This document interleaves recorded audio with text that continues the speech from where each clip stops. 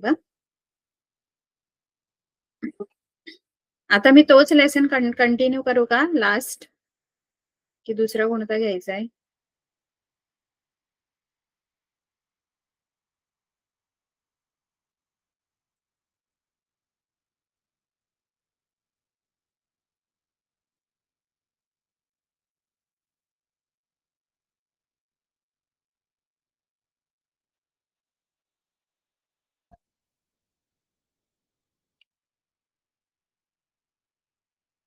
Good evening ma'am. Good evening. आपण तो जो महत्व मापन आहे तोच धडा कंटिन्यू करायचा आहे ना, की वर्तुळ वगैरे सुरू करायचं आहे? महत्व मापनच पूर्ण करूया की काय करूया? तुम्हाला काय कठीण जाते ते सांगा मला.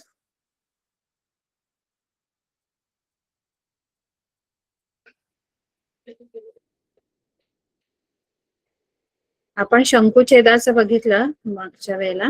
आपण आता पुढे जाऊया.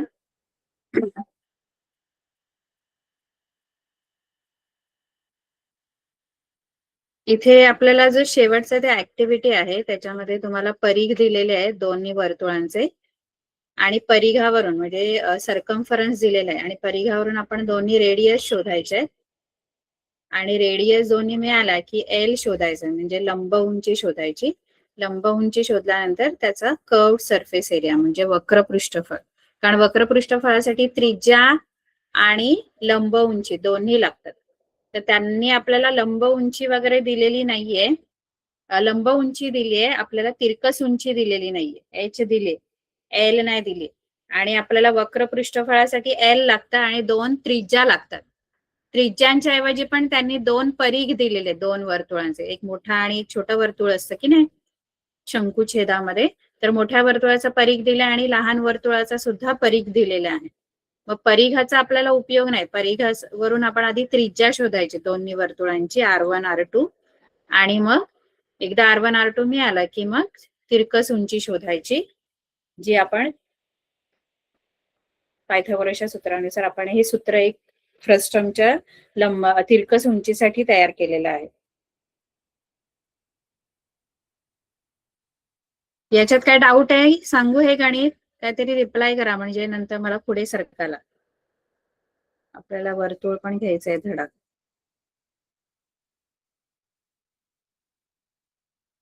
ठीक आहे.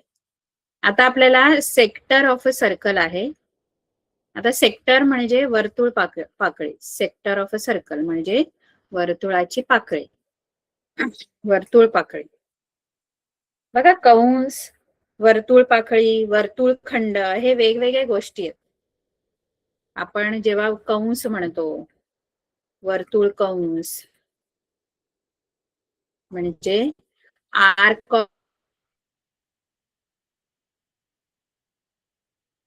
ऑफ सर्कल, त्यानंतर वर्तुळ पाकळी म्हणजे सेक्टर, सेक्टर ऑफ सर्कल, आणि वर्तुळखंड म्हणजे सेगमेंट, सेगमेंट ऑफ सर्कल. या तिन्ही वेगवेगळ्या गोष्टी है ना. तर वर्तुळ कंस, पहिल्यांदा आपण कंस बघूया. वर्तुळ कंस काय असतो? तर वर्तुळ कंस म्हणजे वर्तुळाचा एक तुकडा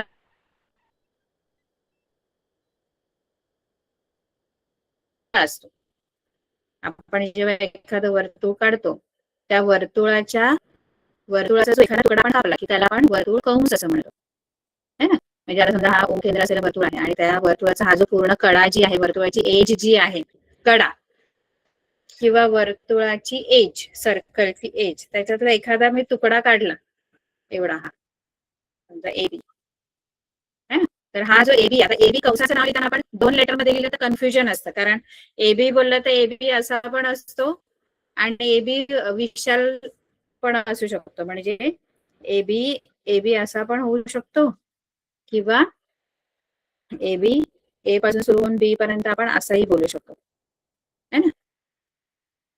म्हणून वर्तुळ कंस नाव लिहिताना कंसाचं आपण 3 लेटर मध्ये लिहितो, 3 अक्षरी लिहितो, कारण कन्फ्युजन ना, की एबी कुठला घ्यायचा, कंस एबी म्हणजे लहान घ्यायचा की मोठा घ्यायचा, याच्यामध्ये कन्फ्युजन नको म्हणून आपण त्या कंसामध्ये म्हणजे त्या जो कंस म्हणजे त्या वर्तुळाचा जो भाग आहे त्याच्यामधला एका आणखी बिंदू घेतो आणि मग 3 अक्षरी नाव त्या कंसाचं लिहितो.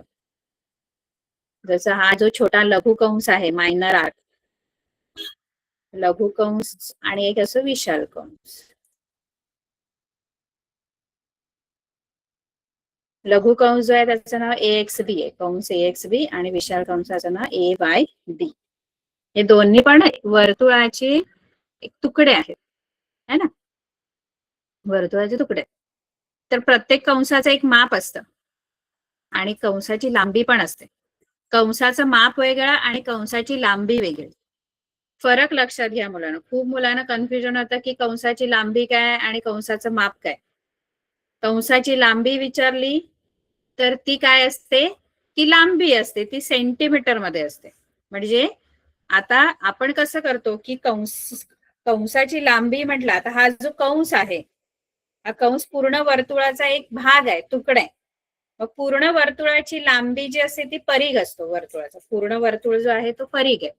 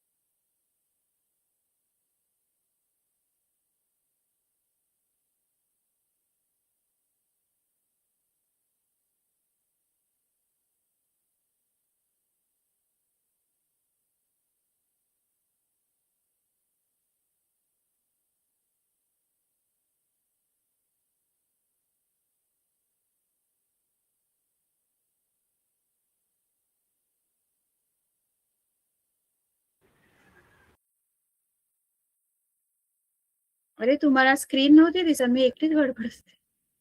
अरे सॉरी हा मुलांना. किती वेळ झाला स्क्रीन नाही दिसत तुम्हाला? मॅम तुम्ही लिफ्ट झाला होता. हा का, सॉरी सॉरी सॉरी, मी एकटीच गडबडते वाटतं. म्हणजे किती वेळ झाला हे तुम्ही काहीच ऐकलं नाही मी जे लिहिलं हे, वर्तुळ कंस वर्तुळ पाकळी? ते झालंय विशाल वर्तुळ कंसापर्यंत. अच्छा, विशाल कंसापर्यंत.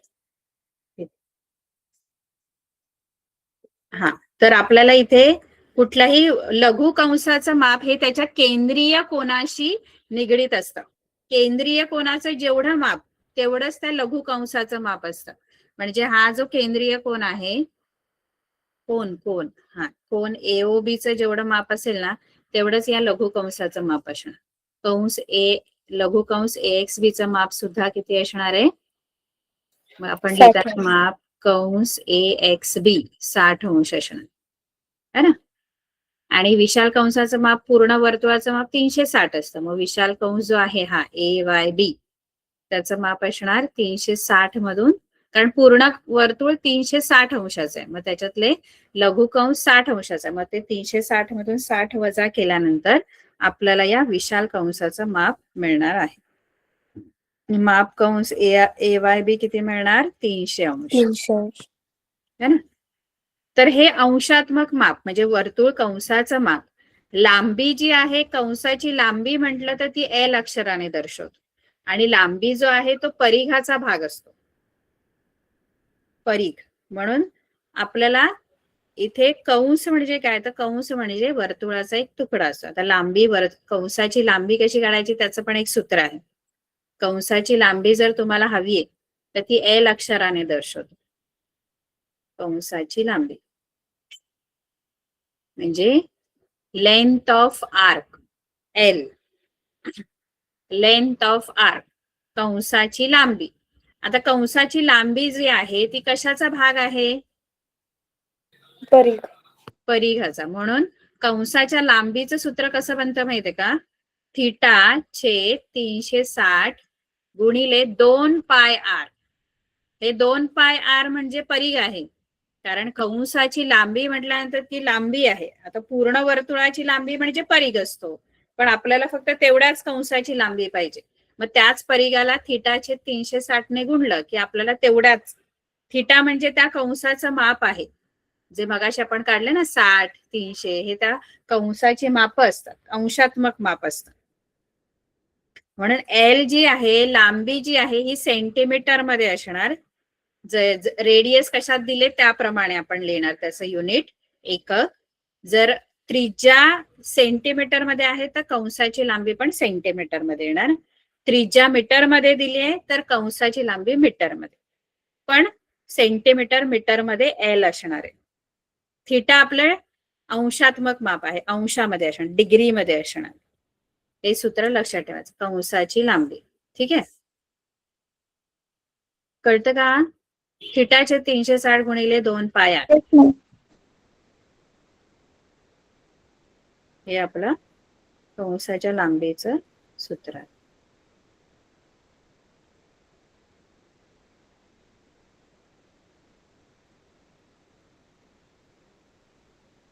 तर आता आपल्याला बघायचं पाकळी. आपण कंस बघितलं, कंसाचं अंशात्मक माप म्हणजे डिग्रीज मध्ये आपण त्याचं मेजर ऑफ आर्क बघितलं आणि लेंथ ऑफ आर्क बघितलं. मेजर ऑफ आर्क जे आहे ते डिग्री मध्ये असतं आणि लेंथ ऑफ आर्क आपली सेंटीमीटर किंवा मीटर मध्ये असणार. त्यानंतर पाकळी काय आहे, आता आपल्याला सेक्टर शिकायचं. सेक्टर ऑफ सर्कल म्हणजे वर्तुळ पाकळी. तर वर्तुळ पाकळी म्हणजे काय, तर एखाद्या वर्तुळामध्ये समजा O केंद्र असलेलं वर्तुळ आहे, समजा याच्यामध्ये एक लघु कंस आहे हा AXB. तर इथे मी OA एक त्रिज्या काढली, 2 मी त्रिज्या काढणार, एक OA आणि दुसरी OB. तर पाकळी म्हणजे काय, सेक्टर म्हणजे काय, तर या 2 रेडियस म्हणजे 2 त्रिज्या आणि लघु कंस, कोणताही कंस, लघु कंस असू दे नाही तर विशाल कंस असू दे, म्हणजे आर्क तुमचा मायनर असू दे किंवा मेजर असू दे. तर 2 रेडियस आणि एक आर्क, एक कंस आणि 2 त्रिज्या यांनी जे क्षेत्र तयार होतं किंवा यांनी जो भाग तयार होतो, म्हणजे असा 2 अशा त्रिज्या आणि असा एक कंस, अशी जी एक आकृती तयार होते याला आपण काय म्हणायचं, वर्तुळ पाकळी, सेक्टर ऑफ सर्कल. ठीक आहे, याच्यामध्ये इथे जो आहे तो तुमचा सेंटर असतो सर्कलचा, आणि हा जो असतो तो तुमचा आर्क असतो AXB, आणि OA आणि OB ज्या आहेत त्या तुमच्या त्रिज्या असतात. कळतंय का? पाकळीसारखा आकार आहे बघा त्याचा. वर्तुळ पाकळी म्हणजे एखाद्या फुलाच्या पाकळीसारखा आकार आहे, म्हणून त्याला आपण पाकळी असं म्हणतो. मग हे जी आकृती तयार होते याला वर्तुळ पाकळी म्हणतात. ठीक आहे, आता वर्तुळ पाकळीचं पण वर्तुळ पाकळीची सुद्धा लांबी आहे वर्तुळ पाकळीचं क्षेत्रफळ असतं. क्षेत्रफळ म्हणजे ही वर्तुळ पाकळी जी जागा व्यापते त्याला त्याचं क्षेत्रफळ म्हणतात. म्हणजे आता या वर्तुळ पाकळीने जेवढी वर्तुळाची ही जागा व्यापलेली आहे त्याला त्या वर्तुळ पाकळीचं काय म्हणायचं, जी जागा व्यापते ही पाकळी त्याला वर्तुळ पाकळीचं क्षेत्रफळ म्हणायचं. Area of minor sector. दोन सेक्टर इथे तयार होतात. एक मायनर, दोन इथे सेक्टर तयार होतात. हा एक एवढा एरिया जो आहे तो मायनर सेक्टर आहे. ठीक आहे, म्हणजे लघु वर्तुळ पाकळी. काय म्हणायचं याला, लघु वर्तुळ पाकळी. आणि इथे जी आहे ही याच्यामध्ये पण रेडियस त्याच आहेत पण आर्क मोठा आहे, मेजर आर्क. म्हणून याला काय म्हणायचं, मेजर सेक्टर म्हणजे विशाल वर्तुळ पाकळी. काय म्हणायचं, विशाल वर्तुळ पाकळी. ही जी आहे ही लघु वर्तुळ पाकळी आहे, म्हणजे मायनर सेक्टर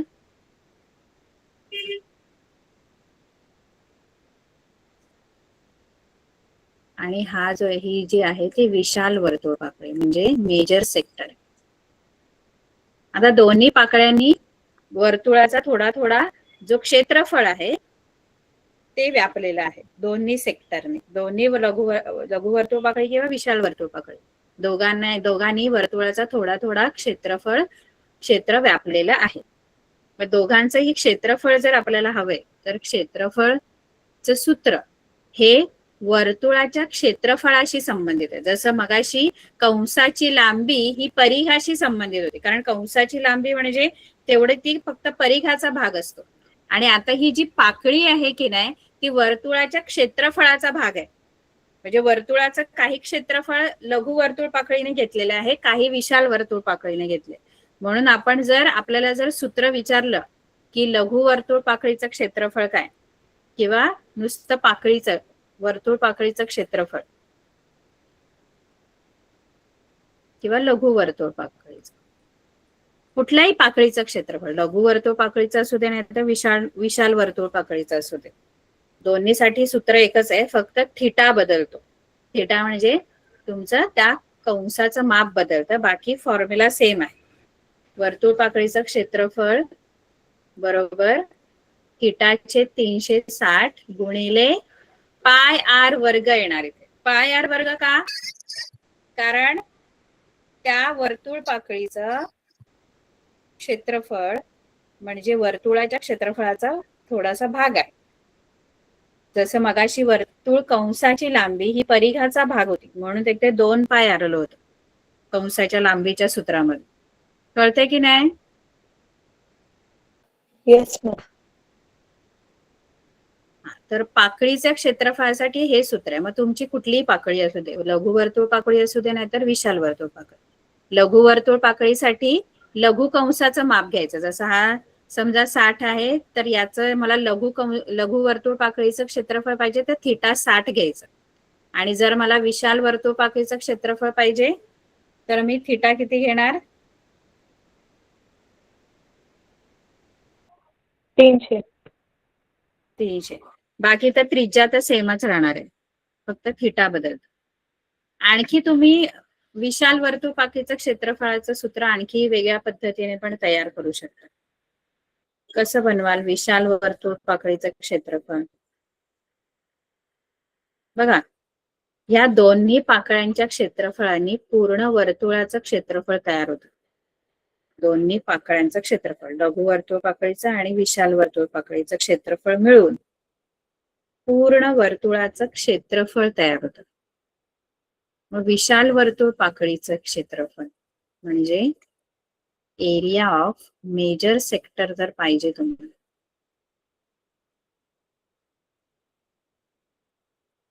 तर कसं काढणार? एक तर हे सूत्र तर तुम्ही वापरू शकता. थिटा माहित आहे तर डायरेक्ट हेच सूत्र वापरा. समजा त्याचा थिटा नाही माहित आहे, तुम्हाला समजा रेडियसच दिली, वेगवेगळ्या पद्धतीने तुम्हाला गणित विचारू शकता.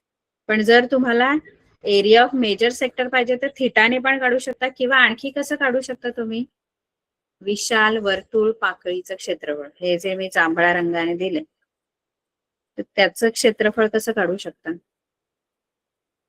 पूर्ण वर्तुळाच्या क्षेत्रफळामधून, पूर्ण वर्तुळाचं क्षेत्रफळ म्हणजे वजा करायचं, तर तुम्हाला मेजर सेक्टरचं एरिया मिळू शकतो. नाही कळतंय? कळतंय का? Yes ma'am. विशाल वर्तुळ पाकळी म्हणजे ती वरची वर्तुळ पाकळी आहे, तिचं क्षेत्रफळ जर पाहिजे तर पूर्ण वर्तुळाच्या क्षेत्रफळातून वर्तुळाचे क्षेत्रफळ वजा करावं वजा लागतं. लघु वर्तुळ पाकळीचे क्षेत्रफळ.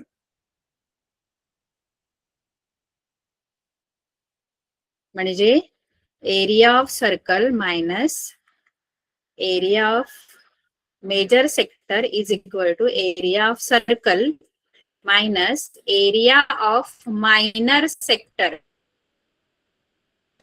च क्षेत्रफळ वर्तुळाच्या क्षेत्रफळातून लघु वर्तुळ पाकळीचं क्षेत्रफळ वजा केलं की विशाल वर्तुळ पाकळीचं क्षेत्रफळ मिळतं. आणि वायसे वर्सा पण, वायसे वर्सा म्हणजे काय, जर मायनर सेक्टरचं पाहिजे तर एरिया ऑफ सर्कल मधून मेजर सेक्टरचं पण आपण वजा करू शकतो. येणार की नाही? म्हणजे एरिया ऑफ मायनर सेक्टर पाहिजे तरी पण तसंच फॉर्म्युला आपण वापरू शकतो. समजा तुम्हाला विशाल वर्तुळ पाकळीचं क्षेत्रफळ दिलेलं आहे आणि मग लघु वर्तुळ पाकळीचं विचारलं तरी पण तुम्ही तेच करू शकता. पूर्ण वर्तुळाच्या क्षेत्रफळातून विशाल वर्तुळ पाकळीचं क्षेत्रफळ वजा केलं की लघु वर्तुळ पाकळीचं क्षेत्रफळ मिळेल. बरोबर की नाही? Yes ma'am. हो मॅम.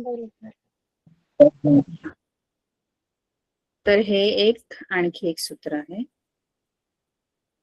आपण किती सूत्र बघितले ते बघा, फक्त लक्षात ठेवायचे. लेंथ ऑफ आर्क बघितलं पहिला, त्यानंतर आपण आता एरिया ऑफ सेक्टर बघितलं, त्यानंतर एरिया ऑफ मेजर सेक्टर बघितलं. हे लेंथ ऑफ आर्क आहे. ठीक आहे. आता एक सूत्र असं आहे जे तुम्हाला एरिया ऑफ सेक्टर म्हणजे वर्तुळ पाकळीचं क्षेत्रफळ आणि कंसाची लांबी L याचा संबंध सांगणार आहे. म्हणजे वर्तुळ पाकळीचं क्षेत्रफळ आणि कंसाची लांबी एकमेकांशी कसे रिलेटेड आहे, तर ते एक सूत्र वेगळं आहे, ते लक्षात ठेवायचं, ज्याच्यामध्ये दोन्ही गोष्टी आहेत, वर्तुळ पाकळीचं क्षेत्रफळ पण आहे आणि कंसाची लांबी पण आहे. इथे आपण दोघांसाठी वेगवेगळी सूत्र लिहिली आहेत. वर्तुळ पाकळीच्या क्षेत्रफळासाठी थिटाचे 360 गुणिले पाय आर वर्ग आणि कंसाच्या लांबीसाठी थिटाचे 360 गुणिले 2 पाय आर. पण या दोन्हींना जोडणारं एक आणखी एक सूत्र आहे, कंसाची लांबी आणि पाकळीचं क्षेत्रफळ या दोन्हींना जोडणारं एक कॉमन, एक दोन्ही ज्याच्यामध्ये आहेत, आपण दोघांसाठी वेगवेगळी सूत्र बघितले पण दोन्ही ज्याच्यामध्ये आहेत असं एक सूत्र आणखी आहे, ते पण खूप महत्वाचं आहे, ते लक्षात ठेवायचे. ही सगळी सूत्र लक्षात ठेवायची. वर्तुळ पाकळीचे क्षेत्रफळ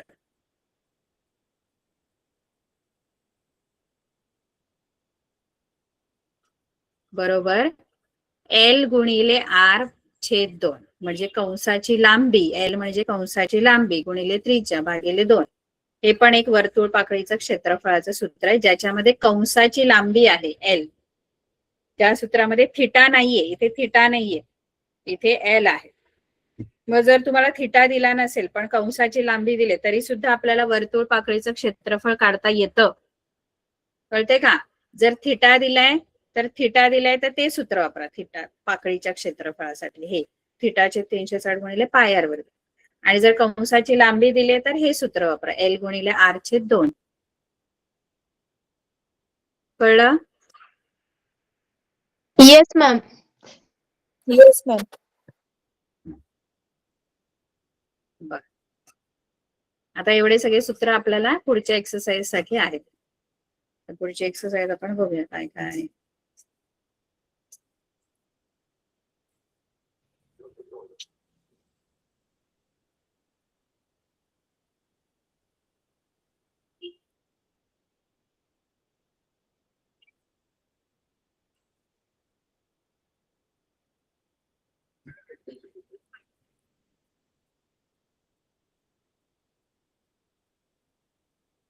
7.3 बघा. काय दिलंय पहिलं गणित. Radius of a circle is 10 centimetre. म्हणजे त्रिज्या जी आहे वर्तुळाची ती 10 सेंटीमीटर आहे. मेजर ऑफ अन आर्क म्हणजे कंसाचं माप. कंसाचं माप म्हटलं ना, मेजर ऑफ अन आर्क म्हटलं ना, तर ते काय घ्यायचं असतं. अंशात्मक माप म्हणजे काय असतं.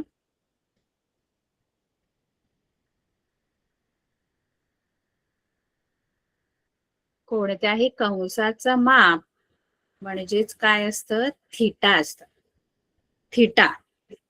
आपण जो सूत्रामध्ये जो फॉर्म्युलामध्ये जो थिटा घेतलाय ना, तो ऍक्च्युली तुमचं मेजर ऑफ अन आर्क आहे. किंवा कधी कधी तुम्हाला देतील मेजर ऑफ सेंट्रल अँगल म्हणजे केंद्रीय कोनाचं माप. मग केंद्रीय कोन आणि तो कंस दोन्ही एकाच सारख्याच मापाचे असतात. मग दोन्हीसाठी तुम्ही थिटाच वापरायचे. तुम्हाला मुद्दाम फसवण्यासाठी असं देतील. कधी देतील मेजर ऑफ अन आर्क देतील, कधी देतील measure of an central angle. तर दोन्ही एकच आहे, थिटाच आहे. कळलं का.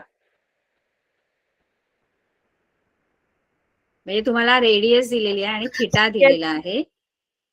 थिटा 54 डिग्री आहे. Find the area of the sector associated with the arc. त्या कंसाशी असोसिएट म्हणजे त्या कंसाशी निगडीत असलेला पाकळीचं क्षेत्रफळ. एरिया ऑफ सेक्टर काढायला सांगितलं. त्या कंसाशी निगडीत असलेली. मग कोणतं सूत्र वापरणार तुम्ही. पाकळीचं क्षेत्रफळ. Theta upon 360 into pi r square. R 10 centimetre दिलाय. थिटा तुम्हाला 54 डिग्री दिलेला आहे. आणि एरिया ऑफ सेक्टर काढायचंय. मग एरिया ऑफ सेक्टर म्हणजे पाकळीचं क्षेत्रफळ बरोबर थिटाचे 360 गुणिले पाय आर वर्ग. येईल तुम्हाला. हे साधं कॅल्क्युलेशन आहे. थिटा टाका. करून दाखवू. येस मॅम येईल. Yes ma'am. मॅम पायची किंमत आपण 22/7 किंवा 3.14 कुठली पण घेतली तरी येऊ शकतो.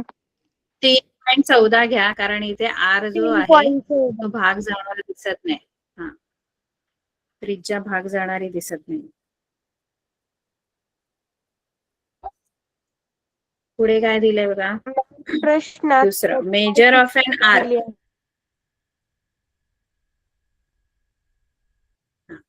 मेजर ऑफ अन आर्क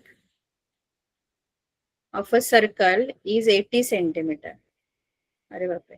इथे चुकून माझ्यामध्ये मेजर ऑफ अन आर्क दिले. माझ्यामध्ये त्यांना लेंथ ऑफ आर्क द्यायचंय का. नाही तर हे 80 डिग्री असणार. हे सेंटीमीटर मध्ये दिले. मेजर कधी सेंटीमीटर मध्ये नसतं. मराठीच्या पुस्तकात काय आहे बघा, डिग्री असणार इथे. इथे त्यांनी सेंटीमीटर दिलेले आहे. टीचर तिथे 80 डिग्री. म्हणजे कंसाचं माप दिलेलं आहे. इथे चुकून त्यांनी सेंटीमीटर युनिट दिलेलं आहे पुस्तकामध्ये. इंग्लिश मध्ये. छान. 80 डिग्री घ्या. थिटा आहे हा measure of an arc. Theta 80 degree आहे आणि त्रिज्या परत ते तसंच आहे. फक्त आता तुम्हाला काय शोधायचंय. एरिया ऑफ सेक्टर नाही शोधायचं. आता काय शोधायचंय. Length of arc. Length of arc. कोणतं सूत्र वापरणार मग. कोणतं सूत्र वापरणार. Theta upon 360 into 2 pi r. L गुणिले आर छेद 2. नाही, एल गुणिले आर छेद 2 हे पाकळीच्या क्षेत्रफळाचं सूत्र आहे ना. Yes ma'am. ते ते नाही येऊ पाकळीच्या शकत. क्षेत्रफळासाठी वापरा. आणि पाकळीचं क्षेत्रफळ आपल्याला दिलं नाहीये. तुम्हाला बघा कुठलं सूत्र वापरायचं ना हे कळलं पाहिजे. आपल्याला काय दिलंय आणि काय शोधायचंय. मला थिटा आणि आर दिलाय ना. मग थिटा आणि आर दिलाय तर लेंथ ऑफ आर्कचं बघा. Length of arc theta upon 360 into 2 pi r. आणि दुसरं सूत्र ज्याच्यामध्ये लेंथ आहे एल आहे ते एरिया ऑफ सेक्टरचा फॉर्म्युला आहे. एरिया ऑफ सेक्टर म्हणजे पाकळीच्या क्षेत्रफळाचं सूत्र आहे. आता जर मला हे सूत्र मी जर वापरेन तर मला एल शोधायचं आहे ना. पण एल साठी मला फक्त आर माहित आहे. एरिया ऑफ सेक्टर कुठे माहित आहे. पाकळीचं क्षेत्रफळ मला जर माहित असतं तर मी हे सूत्र वापरू शकत होते. मला त्यांनी काय दिलंय, मला थिटा दिलेलं आहे आणि आर दिलेलं आहे. मग सोपं आहे की हे सूत्र वापरा, कारण थिटा आणि आर इथे तीन गोष्टी बघा. कोणतेही सूत्र वापरताना त्याच्यामध्ये एकच गोष्ट अशी पाहिजे जी आपल्याला माहित नाही, बाकीच्या गोष्टी आपल्याला माहित असायला पाहिजे, तर त्या फॉर्म्युलाचा आपण युज करू शकतो, वापरू शकतो. फॉर्म्युला कधी वापरायचा, जेव्हा तीन गोष्टी असतील तर त्याच्यातल्या दोन गोष्टी मला दिलेल्या आहेत, तिसरी शोधायची. जसं ह्या फॉर्म्युलामध्ये लेंथ ऑफ आर्क मध्ये तीन गोष्टी कोणत्या आहेत, एल आहे म्हणजे लेंथ ऑफ आर्क, थिटा आणि आर. पाय तर कॉन्स्टंट आहे, तो तर आपल्याला माहितीच असतो नेहमीच. मग तीन गोष्टी आहेत ना, एल, थिटा आणि आर. आता याच्यामध्ये दोन गोष्टी मला दिल्यात आणि तिसरी शोधायची, तेव्हा हा फॉर्म्युला वापरा. याच्यामध्ये तीन गोष्टी कोणत्या आहेत या फॉर्म्युलामध्ये, एरिया ऑफ सेक्टरचा दुसरा फॉर्म्युला, एक आहे एरिया ऑफ सेक्टर, दुसरा आहे लेंथ ऑफ आर्क एल आणि तिसरी आहे रेडियस. त्याच्यातले दोन मला माहित आहेत का कोणत्या? एल जर शोधायचे तर मला दोन माहित पाहिजे ऑलरेडी, एरिया ऑफ सेक्टर माहित पाहिजे आणि आर माहित पाहिजे. पण मला फक्त आरच माहित आहे, सेक्टरच्या एरिया बद्दल काहीच माहिती नाही दिली मला. कळते का? सूत्र वापरताना ना, नाही कळलं?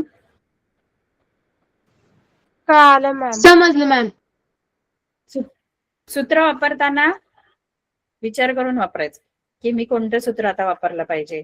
मग त्याच्यामध्ये मला एकच गोष्ट शोधायची का, इतर गोष्टी दिलेल्या आहेत का? एकच गोष्ट शोधता असा फॉर्म्युला वापरायचा ज्याच्यामध्ये मला बाकी सगळं दिलं, एकच काहीतरी शोधायचं, तो फॉर्म्युला निवडायचा. कळलं का? ठीक आहे. तर हे सूत्र नका वापरू, हे पहिलं वापरा थिटाचं, कारण थिटा मला दिलेला आहे आणि ते 80 डिग्री आहे, ते 80 सेंटीमीटर नका घेऊ, मेजर दिलेले म्हणजे माप दिलेले आहे कंसाचं.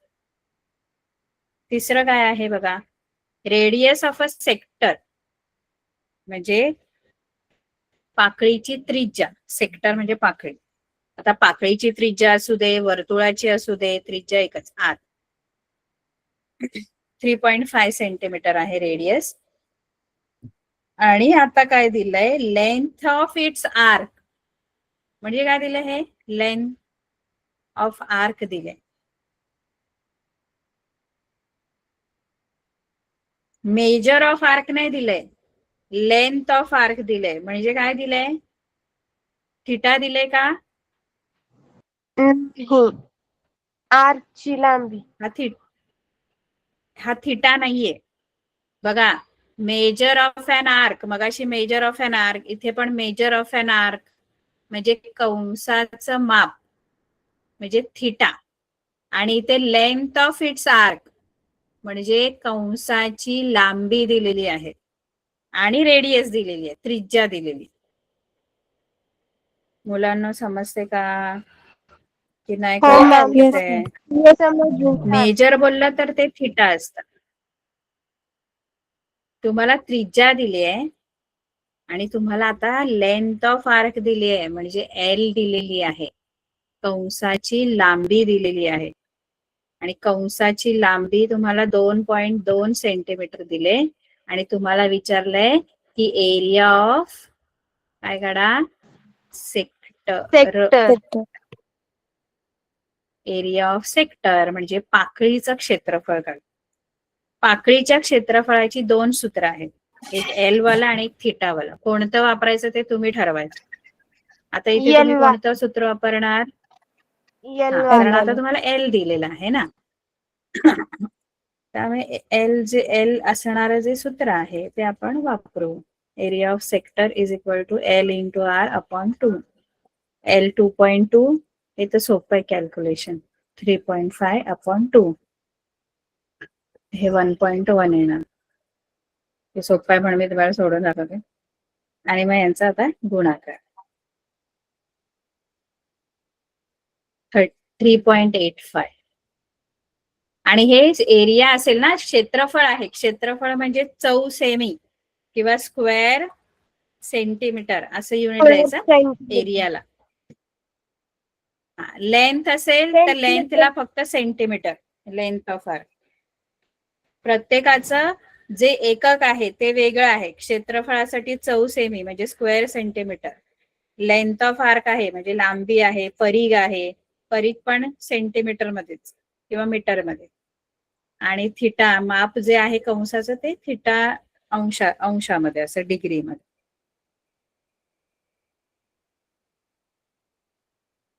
पुढे चौथं गणित.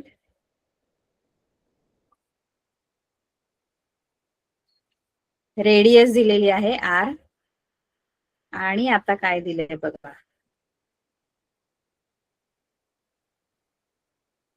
काय दिलंय? वर्तुळपाकीचं क्षेत्रफळ. हा, पाकळीचं क्षेत्रफळ दिलंय आता. आणि काय काढायला सांगितलं माहितीये का? Find the area of its corresponding major sector. म्हणजे मेजर सेक्टर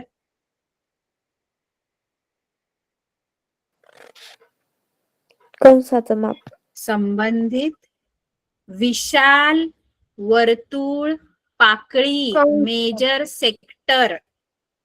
मेजर आर्क नाही, मेजर आर्क नाही, मेजर सेक्टरचा एरिया. मगाशी मी तुम्हाला आकृत्या दाखवलेल्या ना 2.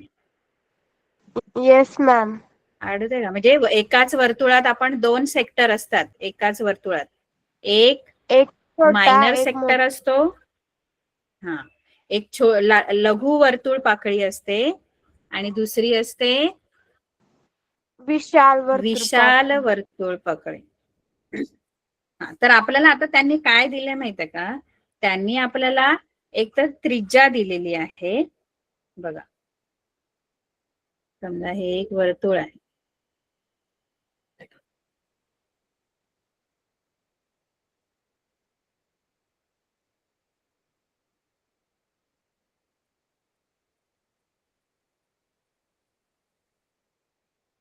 आणि त्याच्यामध्ये समजा हे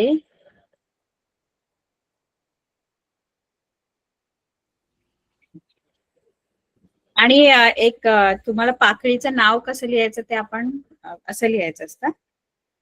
area of O dash A X B. म्हणजे हे जे आहे ना हे त्या पाकळीचं नाव आहे. या पाकळीचं छोट्या लघु वर्तुळ पाकळीचं है ना. कळते का? ही जी लघु वर्तुळ पाकळी आहे हो तिचं मॅम नाव कळते. ओ डॅश ए एक्स बी. आणि ही जी आहे ही ओ dash A Y B. O dash A Y बी ही काय आहे? ओ डॅश ए वाय बी विशाल विशाल आहे? वर्तुळपाकी. हा, ही विशाल वर्तुळ पाकळी. इथे ही विशाल वर्तुळ पाकळी. तर आपल्याला त्यांनी काय दिलं माहितीये का? त्रिज्या दिली आहे आणि लघु वर्तुळ पाकळीचं क्षेत्र ओ डॅश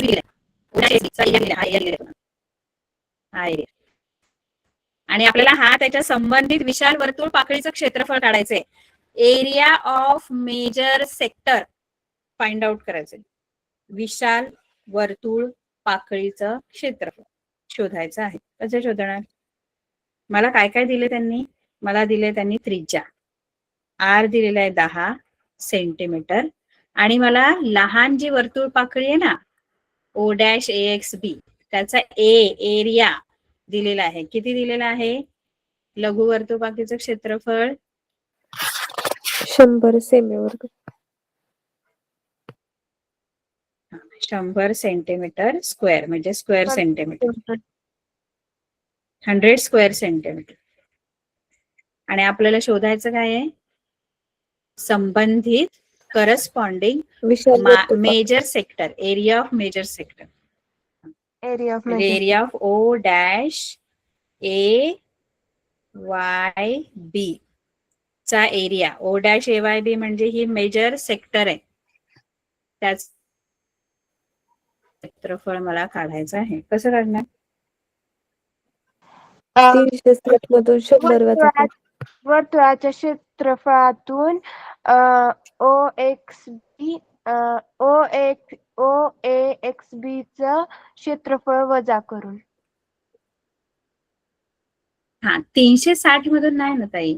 इथे आपल्याला ते कुठे माहितीये का, ते थिटासाठी म्हणजे अंशात्मक माप जेव्हा तुम्हाला पाहिजे ना, तुम्हाला जेव्हा असं सांगितलं असेल ना की कंस AXB चं माप, बघा कंस AXB आणि पाकळी याच्यात फरक आहे. कंस AXB चं माप समजा हे 100 अंश नाही ना दिलंय. आपण 360 मधून कधी वजा करतो, जेव्हा मला या कंसाचं माप दिलंय आणि मोठ्या कंसाचं माप शोधायचंय. माप मेजर ऑफ अन आर्क वेगळं आणि इथे आपल्याला पाकळीचं क्षेत्रफळ दिलंय. म्हणजे ही पूर्ण पाकळी वेगळी आणि कंस वेगळा. कंस हा पाकळीचा एक भाग असतो. हा वर्तुळाच्या क्षेत्रफळातून मग आहे ना, पूर्ण वर्तुळाच्या क्षेत्रफळातून लघु वर्तुळ पाकळीचं क्षेत्रफळ काय करायचं, वजा करायचं. हा मग area of O dash AYB म्हणजे विशाल वर्तुळ पाकळीचं क्षेत्रफळ बरोबर एरिया ऑफ सर्कल म्हणजे वर्तुळाचं क्षेत्रफळ वजा लघु वर्तुळ पाकळीचं क्षेत्रफळ. Area of O dash AXB ही लघु वर्तुळ पाकळी आहे आणि ही विशाल वर्तुळ पाकळी आहे. नाही कळत का? मॅम कळालं मॅम, पण त्याआधी आपल्याला सर्कलचं ही काढायला पाहिजे एरिया काढायचंय. डायरेक्ट काढला तरी चालेल. A O dash AYB is equal to area of सर्कलचा फॉर्म्युला काय आहे, पाय आर स्क्वेअर. पाय आर वर्ग आणि याचा ऑलरेडी 100 दिलेलं आहे आपल्याला. लघु वर्तुळ पाकळीचं क्षेत्रफळ आधीच दिलेलं आहे मला. मग इथे पाय किती, पाय 3.14 घ्या. आर जे आहे ते 10 आहे. 10 गुणिले 10 करा, वर्ग करा. Yes ma'am. म्हणजे 314. 3.14 गुणिले 100 येणार. हा 314 कारण दशांश मग निघून जाणार. 314. हे गुणल्यानंतर 314 दशांश चिन्ह वजा पुढे 100. सरकतं. गुणल्यानंतर मग हे किती येतील आता, 314 मधून 100 वजा केलं. 214. स्क्वेअर सेंटीमीटर, चौसेमी. हे विशाल वर्तुळ पाकळीचं क्षेत्रफळ. बघा आहे आपण कन्फ्युजन होणार. कन्फ्युजन काय झालं बघा, तुम्हाला वाटलं लघु कंसाचं माप दिलंय, तर लघु कंसाचं माप नव्हतं दिलं. लघु वर्तुळ पाकळीचं क्षेत्रफळ दिलं. बघा ना युनिट, बघा ना युनिट चौसेमी आहे म्हणजे तो एरिया आहे आणि आपलं माप जे आहे ते थिटा अंशात्मक असतं, अंशामध्ये असतं. कन्फ्यूज नका हो. जे काय आहे दिलंय ते समजून घ्या. काय दिलंय मला, काय शोधायचंय. हे काय काय लिहिलं कळलं, ए ओ डॅश AYB काय कळलं, हे कळलं का, हे काय आहे हे कळलं का. हे कसली नावं आहेत, मी ओ डॅश AYB ओ डॅश AXB ही पाकळीचं नाव लिहिण्याची पद्धत आहे. पाकळीचं नाव असंच लिहायचं असतं. समजा मी एखादा वर्तुळ दिला,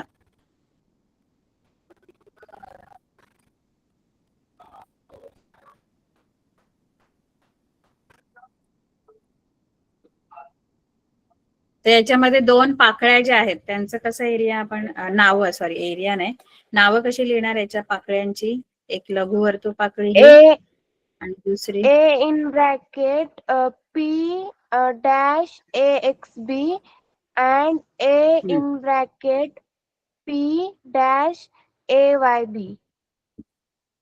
एरिया म्हणजे क्षेत्रफळ.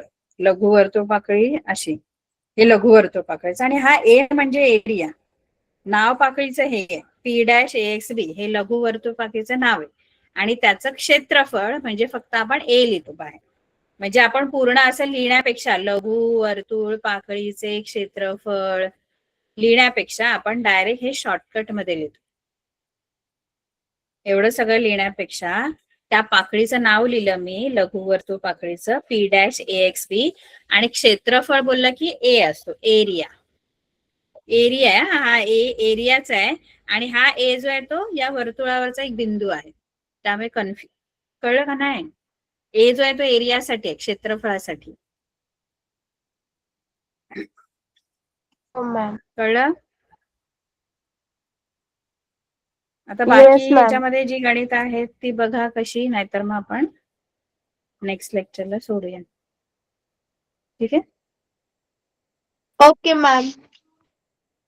ह्याच्यात आहेत बरीच गणित आहेत अजून खूप आहेत ठीक आहे आपण बघूया नंतर 13 गणित आहेत next lecture okay ma'am. Okay ma'am. Bye good night